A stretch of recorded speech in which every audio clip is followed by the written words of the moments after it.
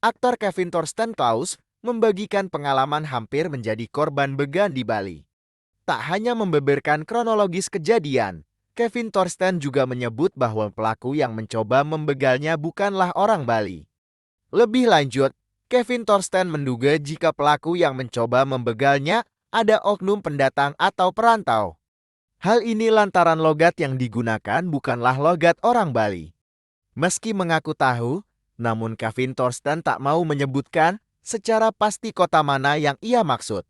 Hanya saja ia berpesan kepada para pelaku yang diduga seorang perantau di Bali untuk mencari pekerjaan bukan malah menjadi tukang jambret.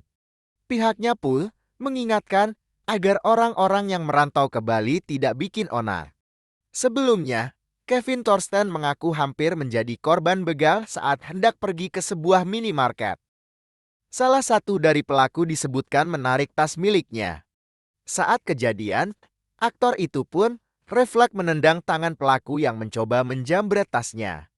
Beruntung tas miliknya masih bisa diselamatkan. Saat kejadian, beruntung ada orang yang melihat kemudian berteriak maling.